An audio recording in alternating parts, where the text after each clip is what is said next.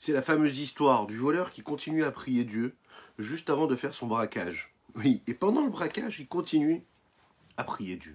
Et quand il termine de faire son braquage, il continue encore à prier Dieu. Oui, il demande à Dieu que tout se passe comme il faut, qu'il n'ait pas trop de soucis, que tout cela se passe comme il faut. Alors le mal a sa place, oui, le mal a sa place, comme le bien a sa place sur cette terre. Et puis le mal est régi aussi par cette force divine. Pourquoi est-ce que Dieu il a décidé donc de créer ce mal? Pourquoi est-ce qu'on a toutes ces avérotes à ne pas accomplir? Pourquoi est-ce qu'on n'aurait pas que du positif, que du bon? Nous l'avons dit, c'est une question de libre arbitre. Akadosh Baruch Hu, Dieu veut que nous ayons la possibilité de faire le bien et le mal, et que nous choisissions de faire du bien. Mais c'est ce que nous faisons tous les jours, de faire du bien. Mais pourtant, on est en confrontation avec ce mal, oui, à tout ce qui est négatif.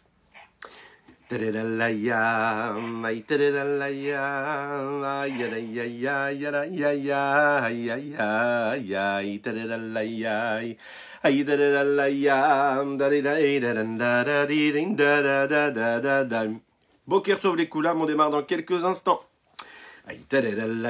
Boker Tov, Boker Tov.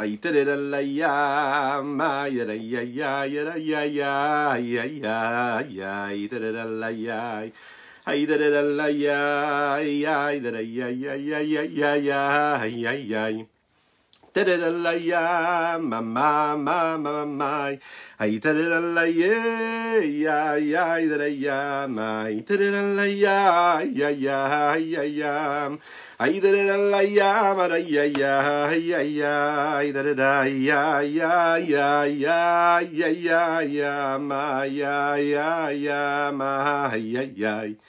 Ay, ay, ay, ay, ay, ay, ay, ay, ma, ay, oh, ya, ma, ay, ay, ay, Boker Tov, ay, tadadalaya, ay, tadadalaya, ay, ay, ay, ay, ay, ay, ay, ay, ay, tadadalaya, ay, tadadalaya, ma, ma, ma, ma, ma, ma, ma, ma, ay, ay, ay, tadadalaya, ay, tadadalaya, ay, ay, ay, ay, ay, ay, ay, ay.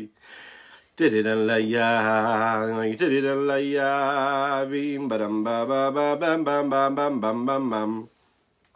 Tididam bam bam bam bam, ay ay da ya, may tadadala ye, ay ay da ya, ay tadadala ya, ay ay ay ay, dididan la ya, badam bam ba, ay ay ay da ya, da ay ay ay ay. Ay ay ay ay ay ay ay, tadadai ay ay ay, ay ay ay ay.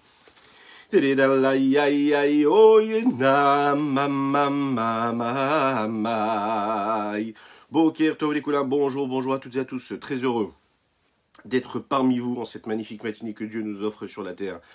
Chazak à vous pour votre présence, pour votre fidélité, pour vos partages et pour vos retours et pour vos messages. Continuez.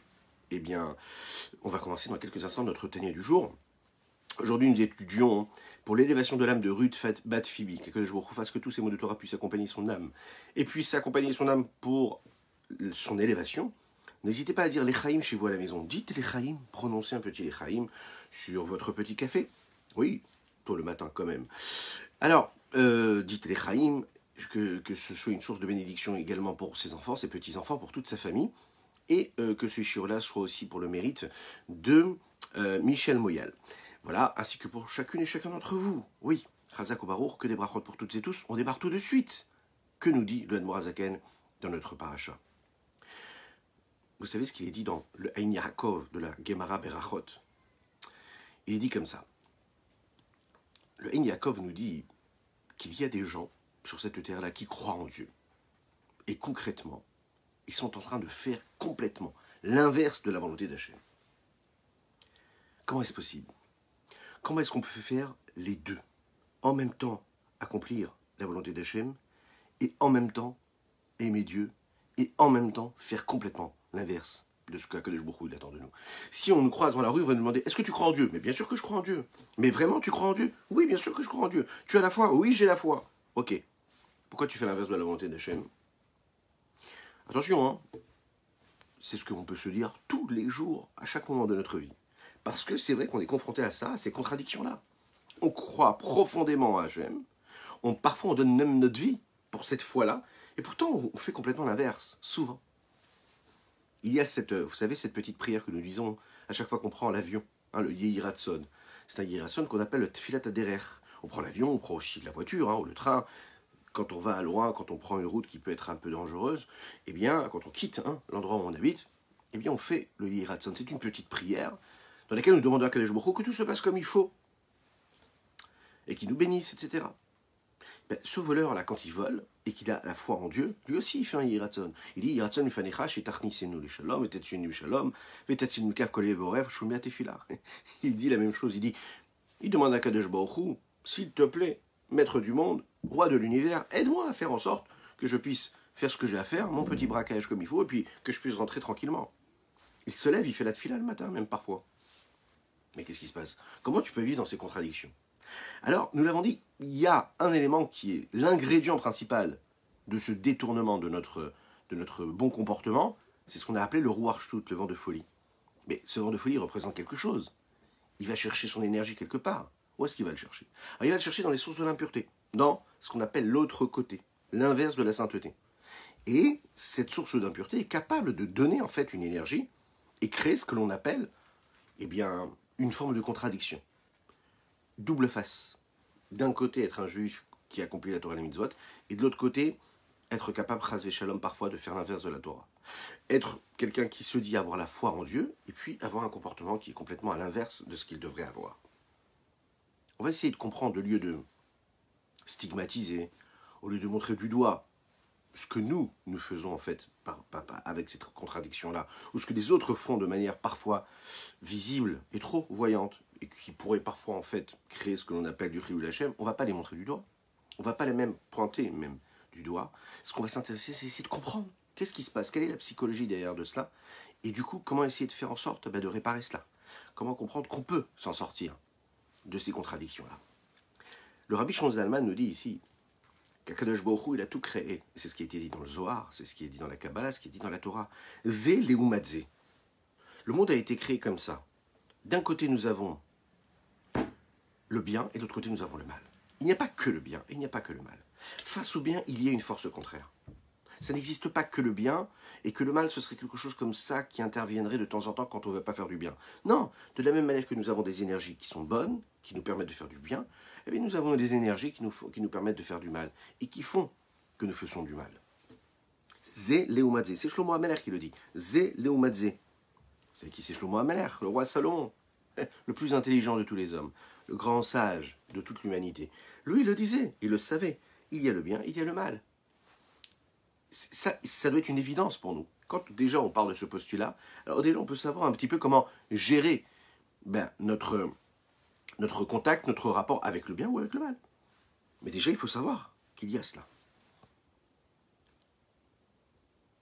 Jusqu'à aujourd'hui, là, on a développé le principe de l'unicité de Dieu, le Ardut Hashem. Comprendre, croire, avoir cette foi en nous, qui nous oblige à avoir un comportement qui fait que quoi? Qu'on s'annule complètement face à Dieu, puisque c'est le Dieu unique. Si je me sens exister, je me sens séparé de cette foi-là et de ce que Dieu attend de moi, et que j'existe pour ce que je suis moi, alors dans ce cas-là, je me sépare de Dieu.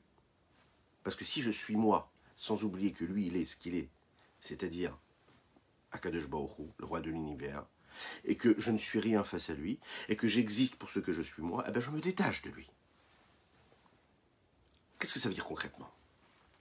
Eh bien c'est simple, c'est-à-dire que dans la vie de tous les jours, si par exemple, j'ai la possibilité d'être modeste ou d'être orgueilleux, et je choisis d'être orgueilleux, eh bien j'existe. Et si j'existe, eh bien je ne laisse pas la place à Dieu. Si je suis modeste, je me mets en retrait, je laisse Dieu exister. Ça peut être également, on parle de foi. La foi face au fait de renier Akadosh Baruch Hu, renier toute force divine. Si j'ai la foi, eh bien je m'annule devant Dieu. Si je n'ai pas la foi, je ne m'annule pas devant Dieu, donc j'existe et je me mets au travers. Donner et recevoir, c'est l'un qui va contre l'autre. On peut penser que c'est pareil, mais non, c'est pas du tout pareil. Si tu es celui qui donne, eh ben tu te mets en retrait parce que tu donnes à celui qui est en train de recevoir. Donc tu te mets en retrait et tu t'annules devant celui qui est en face à qui tu donnes. Si tu cherches, la seule chose que tu cherches à faire, c'est à recevoir et ne pas à donner, et de ne pas donner, eh bien dans ce cas-là, c'est existe. Parce que la seule chose qui s'intéresse, c'est de recevoir. L'expression simple, en fait, c'est qui est le boss? C'est qui le responsable de notre situation, de notre vie? On décide quoi, en fait? Est-ce qu'on décide que nous avons une force supérieure, qu'on a quelqu'un qui est au-dessus de nous, qui régit tout ce qui nous arrive? Et à ce moment-là, on se détend, on arrête de s'angoisser la vie, de penser que tout ce qui nous arrive dans la vie en ce moment, surtout quand c'est compliqué, cela dépend de ci ou de ça, etc., etc. Qu'on comprend qu'en fait, on fait partie d'un grand dessein divin, et qu'Akadosh Baruch Hu, il a son programme, il a sa feuille de route. Et il sait là où il nous emmène. La seule chose qu'on a à faire, nous, c'est juste de faire ce que nous avons à faire, nous aussi. Donc de s'annuler face à son projet, face à sa volonté. J'accepte de faire sa volonté, mais pas ma volonté. Donc à chaque fois que j'ai le choix entre de faire ce que je veux moi et ce que Dieu veut, ben je choisis de faire ce que lui veut.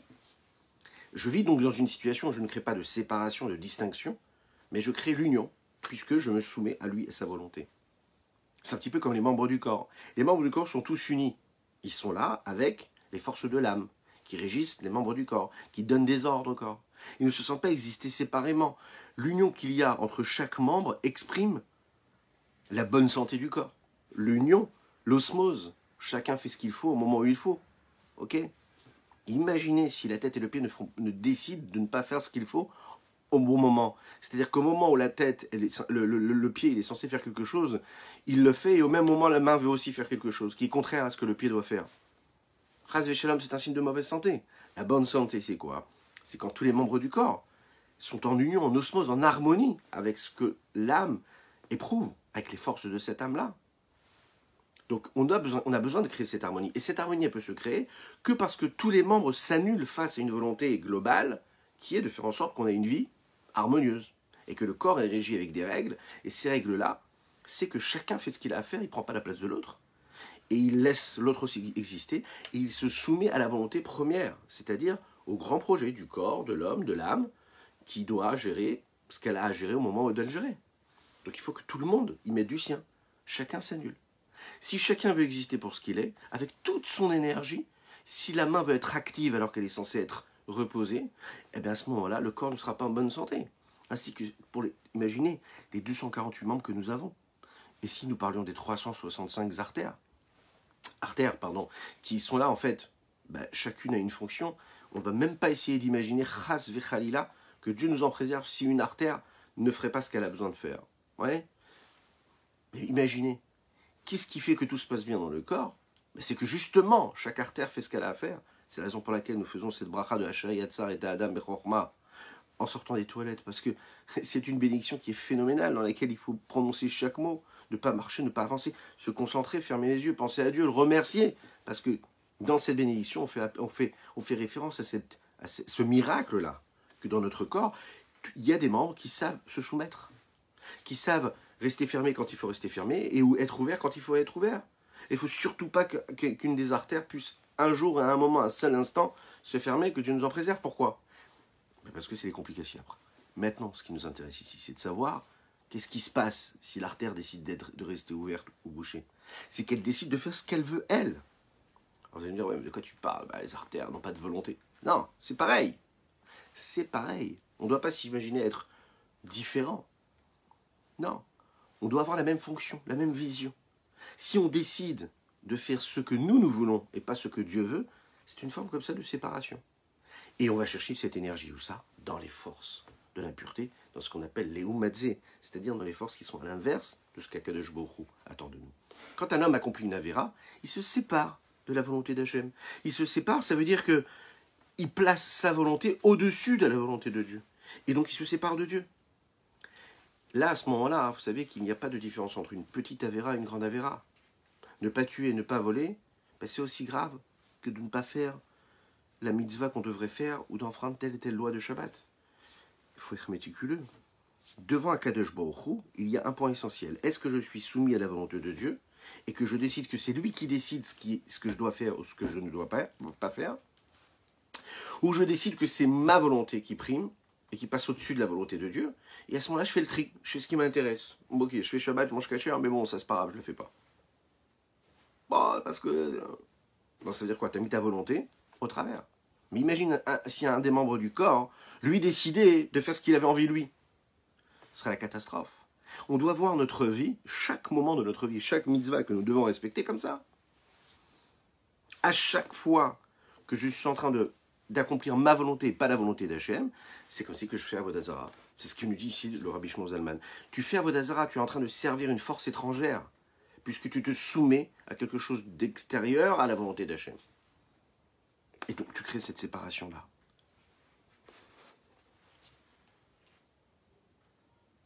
Perek Rav Dalet, nous entamons aujourd'hui le 24e chapitre du Likutei Amarim. La klipa face à la gloucha, les forces de l'impureté face aux forces de la sainteté. Je vous rappelle qu'aujourd'hui nous étudions pour l'Eilui Nishmat, l'élévation de l'âme de Ruth Batfibi, ainsi que pour le mérite de Michel Moyal, qu'Akadosh Baruch Hu fasse que ces mots de Torah soient une source de bénédiction pour leur famille et pour chacun du Ham Israël, du peuple juif. N'hésitez pas à partager, n'hésitez pas à liker, n'hésitez pas à commenter cette publication. Vous êtes la force de ce rendez-vous et de ces mots de Torah qui sont partagés. On regarde dans les mots et nous allons lire ensemble et continue.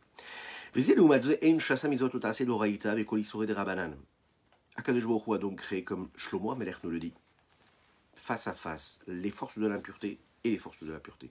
Les forces de Dieu, les forces de la sainteté. 248 mitzvot positifs. 365 commandements négatifs. Des Horaïta, qui sont des interdits de la Torah, des Rabbanan, ainsi que tous les interdits qui viennent des Chachamim, des paroles des Chachamim.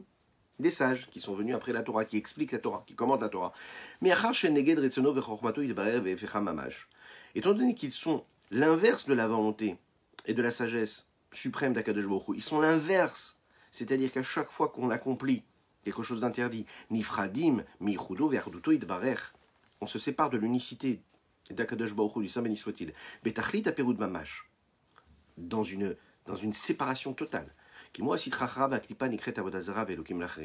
Comme l'autre côté, la klipa, l'écorce du mal, ce qui est appelé la avodah zara, servir un autre Dieu, se prosterner, avoir d'autres dieux.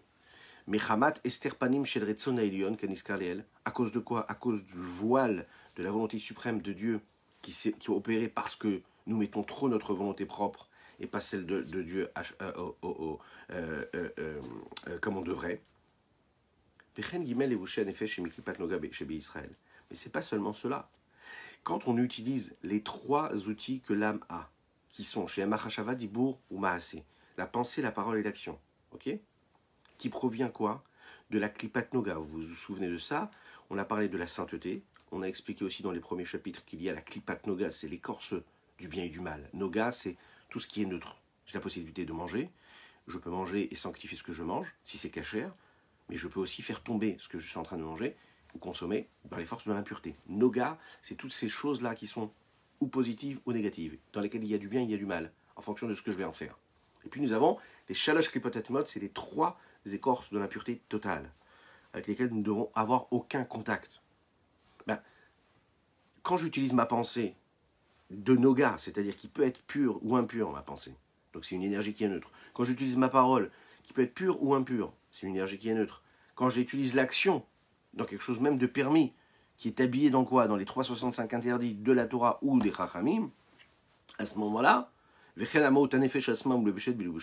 l'essence même de l'âme, qui est habillée dans l'action, dans l'activité interdite que je peux avoir, dans l'action interdite que je pourrais avoir, il faut savoir qu'à ce moment-là,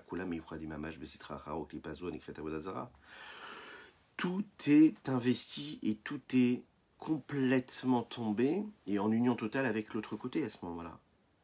Ça n'a plus de contact avec la sainteté, ça se détache complètement de la sainteté. On raconte qu'un jour, il y a un non-juif qui a volé une paire de téphilines à un juif. Il est parti, il était tout fier.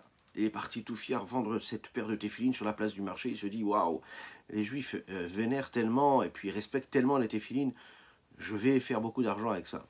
Et puis il décide de le vendre sur la place du marché. Et voilà un juif qui arrive et lui dit, tu vends des téphilines? Bon, magnifique, ok, très bien, parfait. Il lui dit, mais d'où est-ce que tu as ces téphilines-là? Qui c'est qui te les a fait? Tu peux me prouver que ce sont des bons téphilines qui sont bien kéchérot? Et là, le non-juif, qui lui ne savait pas du tout ce que c'était des téphilines, si ce n'était que ça appartenait à un juif et qu'il pouvait les vendre et gagner beaucoup d'argent avec, il a dit, Il ne voulait pas être vu comme un voleur. Il a dit c'est moi qui les ai faits, c'est moi qui les ai faits. Je suis, comment on appelle ça? Je suis cordonnier, puis je tanne aussi le cuir. Je sais faire ça comme il faut, je vous assure, je les ai faits comme il faut, dans les règles de l'art. Là, il a compris qu'en fait, et il s'était vendu parce que, quelque part, si ça a été confectionné par un juif, bien sûr, on ne peut pas du tout les utiliser. Il s'est vendu.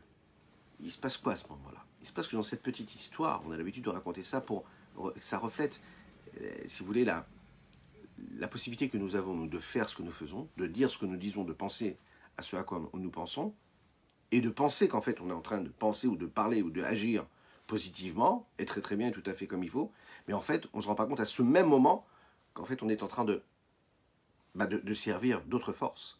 C'est toutes les autres forces, c'est-à-dire les forces de l'impureté. On a l'impression de faire tout ce qu'il faut, mais en fait, on est en train de servir l'inverse de la sainteté. Pourtant, nous sommes les mêmes. Pourtant, nous parlons de la même manière. Nous pensons de la même manière que quand nous faisons quelque chose de saint. Nous sommes les mêmes personnes, mais on peut être ou dans la sainteté, ou être un véhicule, chas v'shalom, que Dieu nous en préserve, et source d'impureté. Nous sommes les mêmes. C'est la même personne qui vit les deux choses. Alors, le mal, c'est interdit, c'est impureté. Mais pourquoi est-ce qu'il est là? Pourquoi est-ce que Dieu ne nous a pas créés tranquillement avec eux de la sainteté? Alors on l'a dit tout à l'heure, et on le dit, Dieu nous a donné le libre arbitre. Ça aurait été trop beau si tout était saint, tout était pur. Bon, ben, tout le monde ferait que du bien. Et là, tout va bien. Oui. En fait, il faut savoir que celui qui faute devient une part véritable des forces de l'impureté. Pire que cela, il faut savoir que celui qui faute, il devient encore plus grave et il prend un niveau qui est beaucoup plus grave que la faute elle-même. Il va même dépasser le mal lui-même, celui qui faute. Pourquoi? Pour comprendre déjà pourquoi, il faut essayer de comprendre quelle est la place de l'interdit, quelle est la place de la force de l'impureté dans le projet, dans tout le processus divin. La base, c'est que le mal fait partie du projet divin. Il ne faut pas s'imaginer que le mal, c'est une force contraire à celle de Dieu. Non, le mal fait partie de ce que Dieu a décidé de faire. Comme il est dit comme ça, Osé Shalom ou Borera. Dieu, il crée la paix, il fait la paix, mais Dieu aussi, c'est lui qui crée le mal. Bokertov, Bokertov, Bokertov, Bokertov. Bokertov à ceux qui nous rejoignent. Bokertov.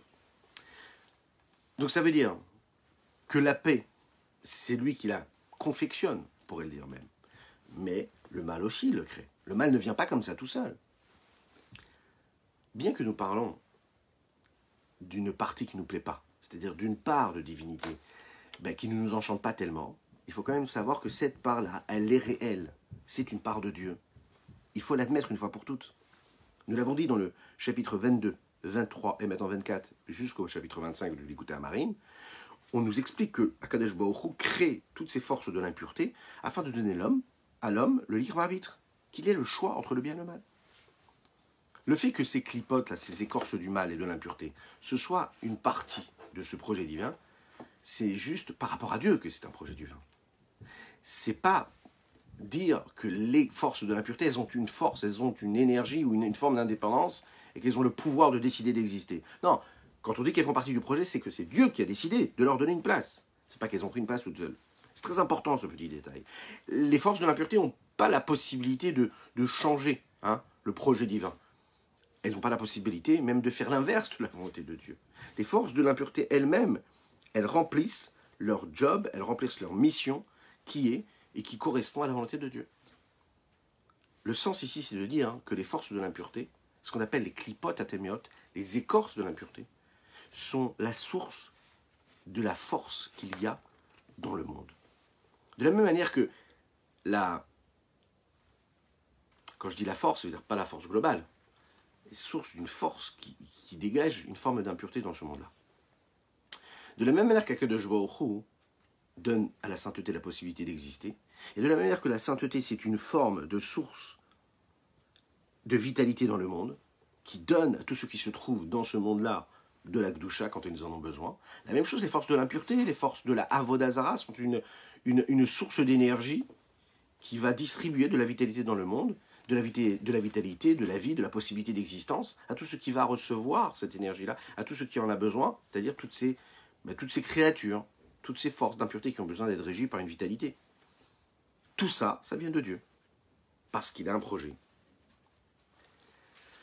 C'est ce qui va se passer dans le peuple juif comme ce qui va se passer dans les nations du monde. Les nations du monde ont besoin d'une énergie.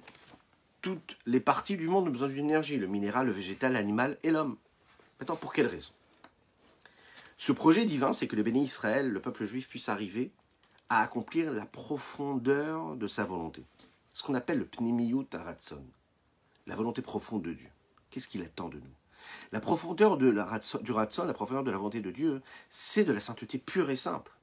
Nous, quand on accomplit sa volonté, on s'attache à cette volonté pure et simple, sans aucune distinction, sans aucune séparation. C'est la raison pour laquelle nous avons le devoir de respecter Dieu, mais pas seulement le respecter, mais de croire en cette unicité de Dieu, de ne jamais nous séparer un seul instant, et de ne jamais se sentir être une entité qui serait séparée de l'entité de Dieu. Nous sommes cette même entité. L'expression concrète de vivre l'unicité de Dieu, c'est quand on reçoit les 613 mitzvot, quand on accomplit chaque mitzvah, quand toute notre vie de tous les jours, depuis l'instant où on se lève le matin jusqu'au soir, eh bien c'est régi selon les lois de la Torah et d'Israël, selon les lois et les recommandations que Dieu nous donne dans les 613 mitzvot, eh bien, depuis la naissance jusqu'à après 120 ans, depuis la paume de la plante de notre pied jusqu'aux petits cheveux qui est au-dessus de notre tête, on vit complètement pour Dieu, pour accomplir la volonté d'Hachem. C'est là où on s'inscrit dans son réel projet et qu'on s'attache, on est dans cette unicité-là. Il n'y a rien, pas un seul détail dans notre vie qui soit une petite partie, qui soit l'accomplissement d'une volonté extérieure à celle de la volonté de Dieu. À aucun moment dans ma journée, je dois pouvoir me dire « je fais ce que j'ai envie de faire parce que j'en ai envie ».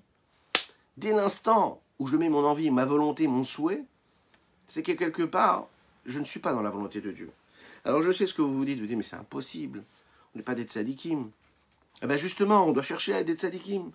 C'est ce que nous disons tous les jours dans le schéma Israël quand on dit qu'il faut que ce soit sur notre cœur, mais qu'il faut que ce soit dans l'éducation que nous faisons à nos enfants. Que ce soit à la maison, tu dois vivre avec Dieu, avec sa volonté.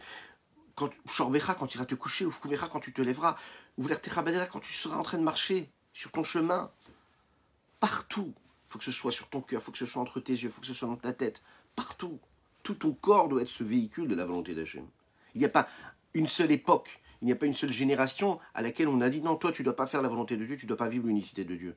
Chaque génération, en tout temps, en temps de paix comme en temps de guerre, on doit être un véhicule de transmission et on doit être ce véhicule-là et ce réceptacle-là qui est là pour accomplir et recevoir la volonté d'Hachem. Yes, Rabbad Saint-Maurice, magnifique. Partagez, partagez, partagez, c'est important. Donc, vous savez qu'il y a un principe que Shlomo HaMelech, le roi Salomon, dit comme ça, il dit Bechol derachecha dayu. Dans tout ce que tu fais, tu dois reconnaître Dieu. Qu'est-ce que cela veut dire? Ça veut dire que peu importe ce que tu fais, tu dois chercher ce qu'il y a Dieu. Tu es au travail, tu passes 7 heures de ta journée à travailler. A priori, tu n'es pas dans une maison d'études, tu n'es pas dans une synagogue, tu n'es pas en train de faire la tefila. Comment est-ce que tu vois Dieu? Ben, tout ce que tu fais, tu vois Dieu.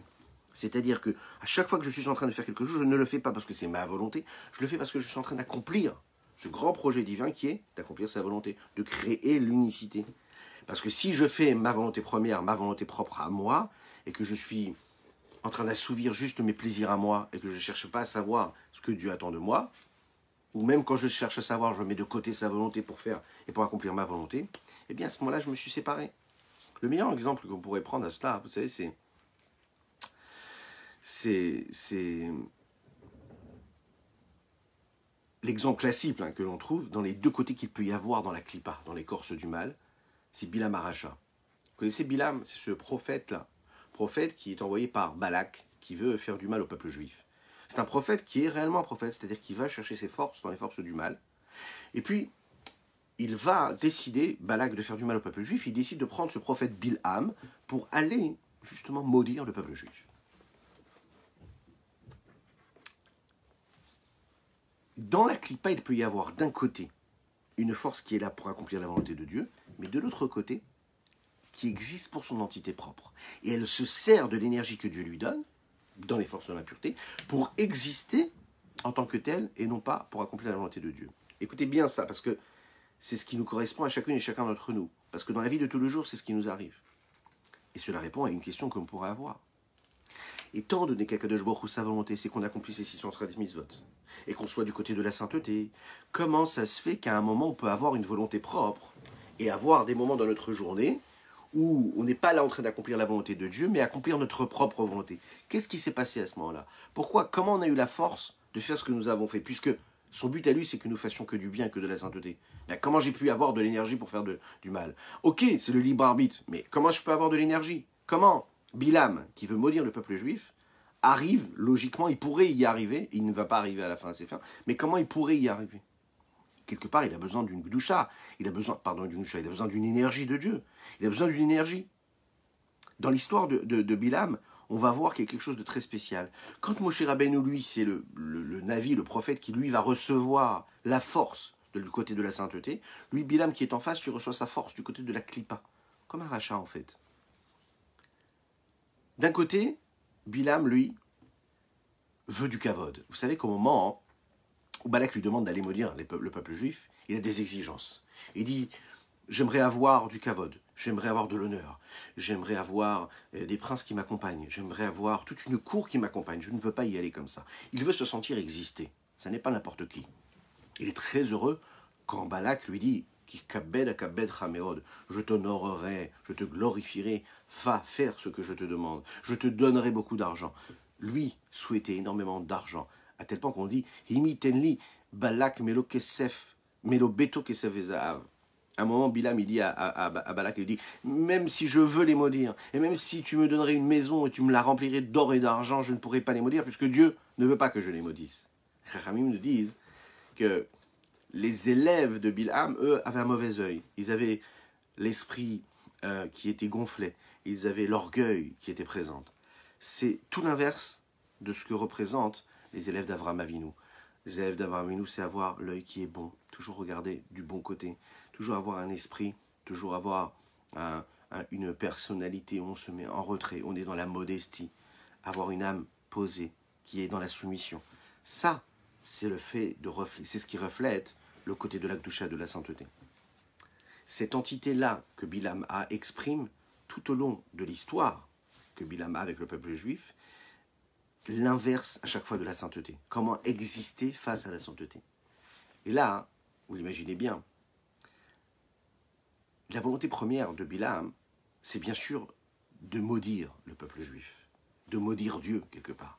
Il va tout faire pour essayer d'influencer Dieu et de dire non mais t'inquiète pas, c'est juste quelque chose que je vais faire, je ne vais pas les maudire, je vais pas les maudire.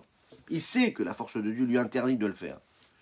Donc, il va tout essayer pour influencer Dieu et lui dire, voilà, tu sais, ton peuple juif n'accomplit pas tout ce qu'il devrait accomplir, peut-être que tu pourrais me laisser les maudire. Il va même essayer de choisir le moment où Dieu est en colère contre le peuple juif, où Dieu en veut au peuple juif. Il va essayer d'utiliser ce moment-là pour prendre cette énergie-là et aller maudire le peuple juif. Ça ne va pas suffire, ça ne marche pas. Il ouvre la bouche et là, la malédiction ne sort pas. Là, on voit qu'il y a des forces du mal, il y a une énergie, mais ça ne va pas, ça ne marche pas. Il va même changer d'endroit, on nous dit qu'il va dans un autre endroit, il va dans une autre montagne. Il se dit peut-être que je verrai le peuple juif d'un autre angle. Si je le vois du bon côté, peut-être que je n'y arrive pas à faire appel à toutes ces forces du mal. Mais peut-être que si je change d'angle, et puis je le regarde du côté négatif, peut-être que là j'arriverai vraiment à le maudire, parce que je verrai le côté négatif qu'il a. Dites-vous bien que ce Bilam-là, c'est ce que nous pouvons vivre dans notre vie.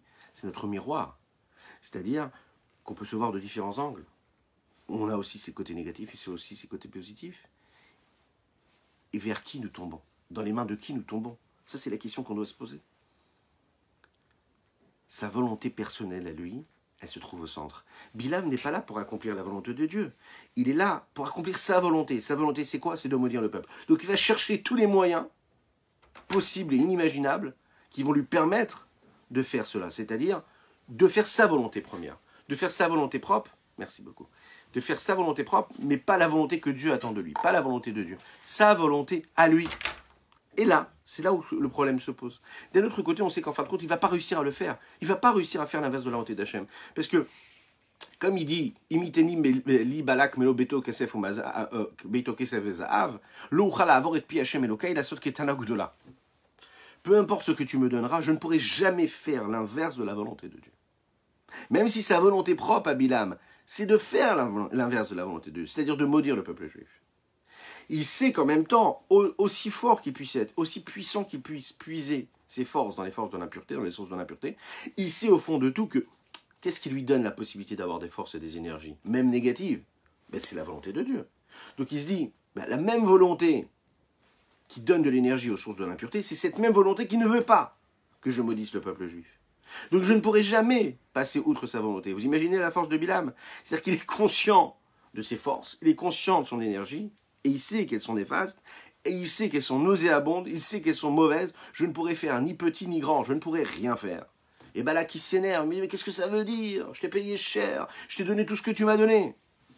Non, je ne pourrai pas. Pourquoi? Parce que l'influence prophétique provient des sources de la Klippa.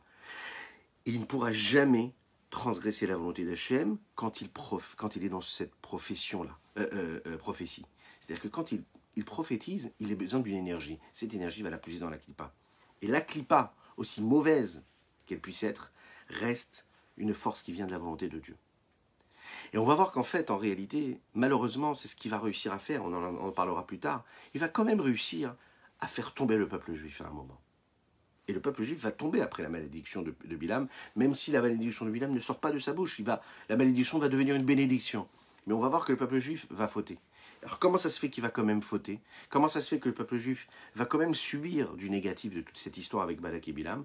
On va le voir tout de suite, que là, ce n'est pas les forces de l'impureté qui ont fauté, mais c'est parce que les bénis Israël eux-mêmes ont fauté. Et là, on voit quelque chose de très très fort, de très puissant. C'est quelque chose de vertigineux. C'est quelque chose qui doit nous secouer. Et là, le Rabbi Shlomo Zalman, ce matin, il nous secoue un petit peu. Il nous dit, sachez une chose, que parfois, quand vous fautez, pas parfois, que quand on faute, quand on fait l'inverse de la volonté d'Hachem, on est encore pire que ce que nous sommes en train de commettre. C'est-à-dire qu'il y a un élément négatif sur Terre, il y a une énergie négative, il y a une source d'impureté, il y a de l'impureté sur Terre. Okay? L'impureté, elle est là parce que Dieu a décidé qu'elle est là, l'impureté. Par contre, toi, tu n'es pas obligé de te soumettre à cette impureté-là.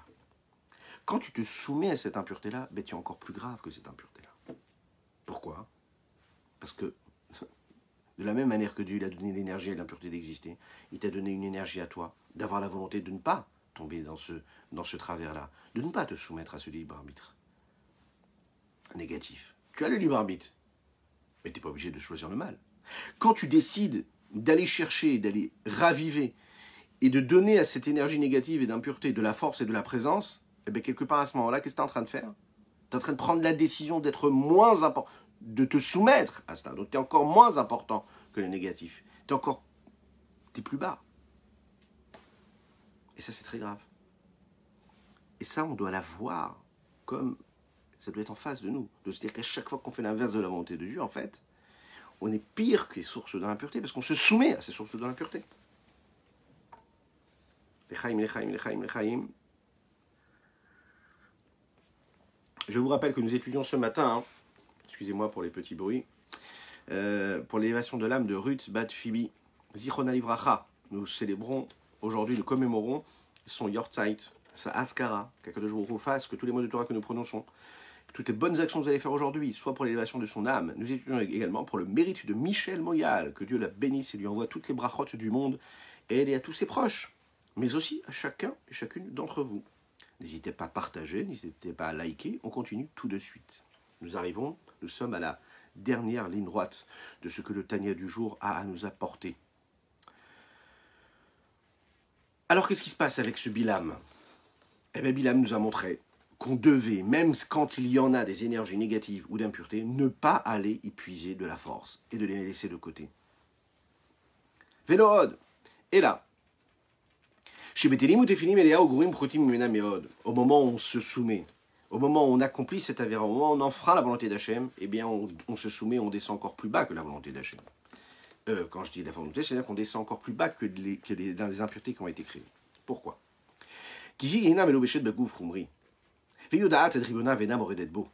Parce que la source d'impureté, elle, n'est pas habillée dans un corps physique comme nous le sommes. Elle sait ce que son maître attend d'elle. Elle connaît sa mission. Elle n'enfreint pas sa loi. La source de l'impureté, elle est censée être impure, elle est censée être négative. Je suis censé être mauvais, eh ben je fais du mauvais. Enfin, pas moi, les sources de l'impureté. Elle accomplit sa volonté. Elle a fait son job. Elle ne ferait jamais rien qui serait l'inverse de la volonté de Dieu. C'est pas elle qui décide d'apporter chas v'shalom le mal dans le monde. Elle fait sa fonction. Elle fait ce qu'elle a à faire. Ve'av shenikra avodazara, et bien que les clipotes, toutes ces forces de l'impureté, les forces du mal, sont appelées avodazara, akarule hela ad hela haya. Qu'est-ce que c'est ça? En fait, c'est appelé dans la Kabbalah et dans la philosophie juive, cette forme d'avodazara, c'est pas aller se prosterner devant une statue. C'est de dire qu'il y a un Dieu et qu'il y a des dieux et que Dieu, c'est le Dieu qui est au-dessus de Dieu. Donc, c'est pas remettre en question l'existence de Dieu unique, mais c'est de dire qu'en dessous de ce Dieu-là, il y aurait différents dieux aussi. Et que Dieu, ce serait le Dieu des dieux et qu'il y aurait des forces dans chaque élément. Vedam yicholim la'avor klal al rotzono yitbarech, n'ont pas du tout la force d'accomplir l'inverse de la volonté de Dieu.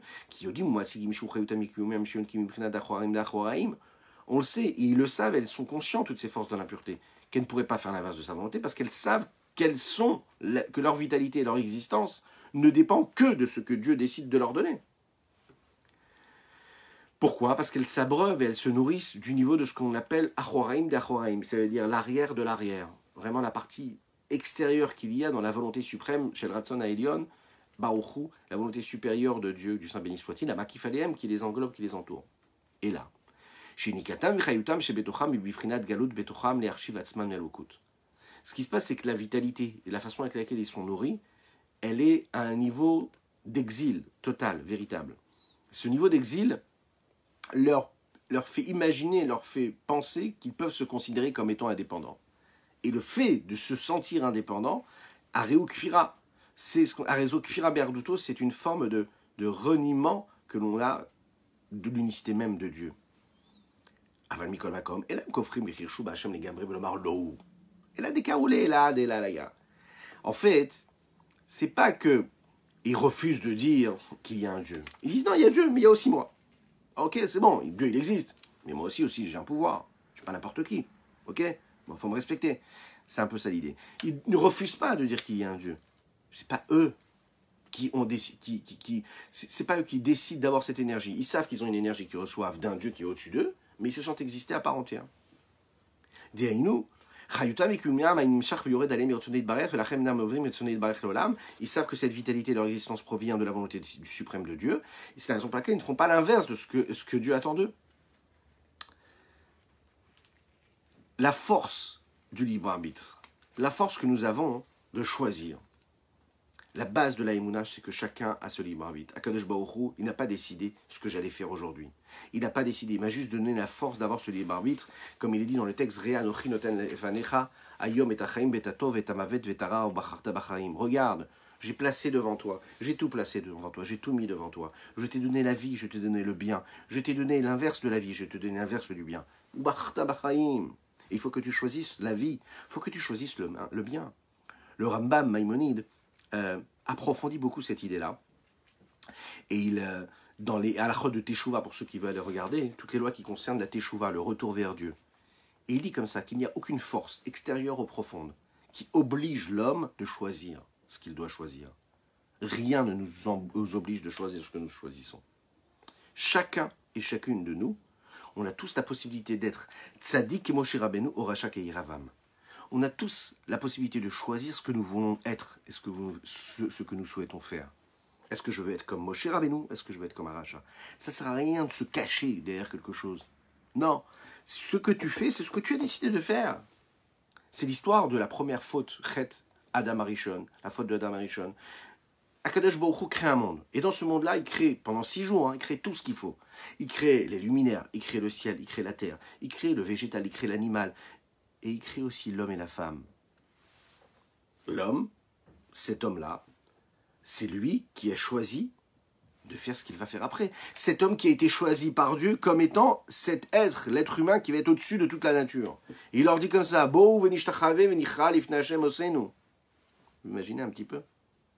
Et c'est lui aussi qui décide de faire l'inverse de la volonté de Dieu. Hashem lui a demandé une seule chose. Il lui a dit, consomme Etz Hachaim, l'arbre de la vie. Et ne consomme pas l'autre. L'arbre de la connaissance. N'y touche pas. Et l'homme, qu'est-ce qu'il fait? Il décide de transgresser la volonté de Dieu pendant quelques heures. Et pas seulement pendant quelques heures, mais juste quelques heures après avoir été créé. Il fait l'inverse de ce que Dieu attend de lui. Qu'est-ce qu'il a fait? Il a entraîné en fait un changement drastique dans le monde de notre vie de tous les jours, à nous, des années après. L'exemple que nous avons donné avec Bilam tout à l'heure, c'était que Bilam, lui, il voulait, parce qu'il voulait faire du mal au peuple juif, les maudire, et il n'arrivait pas à le faire. Parce que nous l'avons dit, lui, il va chercher sa source où? Dans sa source d'énergie. Et sa source d'énergie, c'est la volonté de Dieu. Et la volonté de Dieu, c'était qu'il ne pouvait pas les maudire. Donc il ne pouvait pas les maudire. Malheureusement, vous savez ce qui va se passer après? C'est que Béni Israël, ils vont fauter. Balak, il va avoir une technique et un conseil que va lui donner Bilam, qui est encore plus fort que la malédiction. Il dit, au lieu que ce soit une force extérieure qui leur fasse du mal, laisse-les tout seuls tomber dans le mal. Comment? Par leur libre arbitre. On ne peut pas imposer une malédiction au peuple juif. Par contre, on peut les mettre face à leur libre arbitre, face à leur tentation. Qu'est-ce qu'ils vont faire? Ils vont envoyer les filles de Moab. Les filles de Moab vont venir, elles vont tenter le peuple juif. Et là, le peuple juif, il va tomber, il va fauter. Et c'est comme ça. En commençant en fautant avec les filles de Moab, ils vont être amenés après à faire Vodazara et à rejeter quelque part Dieu. Vous imaginez un petit peu la force ici? Et c'est ce qui nous arrive tous les jours, en fait. S'imaginer que le mal puisse nous imposer quelque chose, c'est pas possible. Le mal, lui, fait la volonté de Dieu. Il ne peut pas faire ce que Dieu ne veut pas. La volonté propre de Dieu, c'est pas que nous tombions dans le mal. Il nous a créé le mal pour que ce soit une tentation, mais pas que nous tombions, pour que nous choisissions le bien. Il ne veut pas que nous choisissions le mal.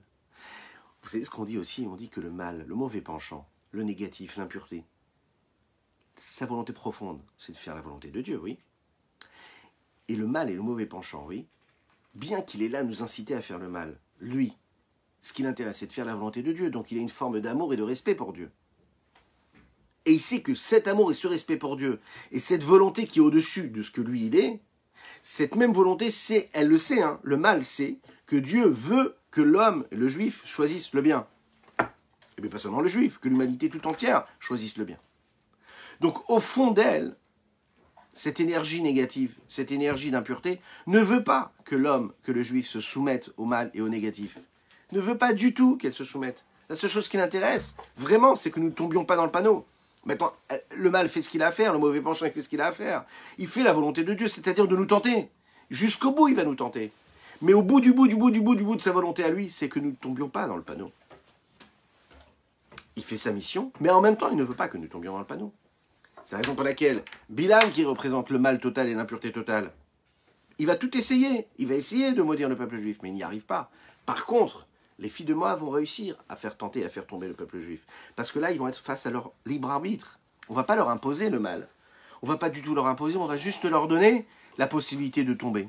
Et c'est ce qui va se passer, c'est ce que nous dit ici le Tanya, et ce avec quoi conclut le Tanya ici. Il dit comme ça, Veimken, Adam a ouvert al retsono idvarer, l'homme qui transgresse la volonté de Dieu. Il est encore plus grave et encore plus bas que l'autre côté, la klipa qui est appelée la Avodazara et les Elokim Acherim, ces autres forces, ces autres dieux. Il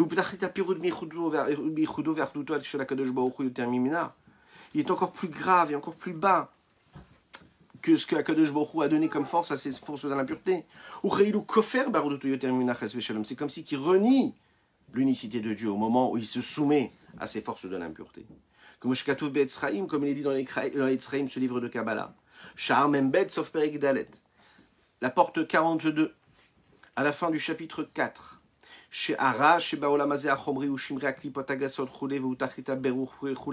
Que tout le mal qui se trouve dans ce monde-là grossier, ce sont les restes, les résidus des forces des clipotes, des écorces qui sont grossières. C'est le but de notre vie à nous, de les raffiner, de nous en écarter. C'est la raison pour laquelle le monde dans lequel nous vivons, c'est un monde qui est mauvais, qui est dur, qui est difficile, et que ce sont les Réchaïm qui maîtrisent et qui gagnent le combat. Souvent, ce sont eux qui gagnent le combat. Pourquoi? Parce que c'est le but. Eux, ils font ce qu'ils ont à faire. Comme nous dit le Harizal, que le mal qui est ici-bas sur terre, qui est le plus bas possible, lui, il fait ce qu'il a à faire. Mais nous, quand nous faisons ce que nous avons à faire, c'est-à-dire que on s'écarte de ce mal-là, on ne tombe pas dans ce panneau-là, et on sait que quand nous accomplissons ce mal-là, on est encore plus bas que ce mal-là, à ce moment-là, on est tranquille. Vous savez pourquoi? Parce qu'on comprend pourquoi on a cette mission-là, de chercher cette sainteté-là. Et pour conclure sur une note positive, il faut savoir que ce grand projet-là nous a été donné pour construire quelque chose. En fait, le monde, la vie, elle est optimiste. Bien sûr que là, on pourrait voir un dessin et voir quelque chose de négatif, mais pas du tout. Ici, on est en train de parler du pouvoir insoupçonné qu'il y a en chacun de nous. C'est un pouvoir infini. C'est un pouvoir infini et illimité que chacune et chacun de nous, nous avons ici. En fait, le monde, il faut être réaliste. Le monde, il n'est pas comme on pourrait s'imaginer, un monde beau, un monde tout beau, un monde tout rose. Non, le monde dans lequel nous vivons est pas si beau et pas si doux que cela. Oui, il est difficile. Oui, il nous paraît vraiment très complexe. Mais c'est dans cette complexité-là qu'on doit chercher notre force d'énergie et qu'on doit chercher la force en nous pour comprendre que c'est toujours le bien qui doit remporter. C'est toujours le bien que nous devons choisir. Et nous rappeler une chose, que le mal, on ne nous l'impose pas. Aussi mauvais que puisse nous apparaître le monde, c'est pas le monde qui nous impose le mal. C'est pas le monde qui impose l'impureté. C'est notre regard, c'est notre choix. Ou Bacharta Bechaim, c'est dans ce monde-là, tu as quand même toi le choix de choisir ce que tu vas choisir. Choisis le bien et tout sera bien. Je vous souhaite une excellente journée, que des brachot, que des bénédictions pour chacune et chacun d'entre nous et de vous. Que Dieu vous bénisse, qu'il vous envoie de la bénédiction dans chaque chose. Je vous rappelle que nous avons étudié aujourd'hui pour l'élévation de l'âme de Ruth Bat Phoebe, Zichona Livracha, ainsi que pour le mérite de Michel Moyal. Que Dieu vous bénisse. Une excellente journée à toutes et à tous. Kol Tuv.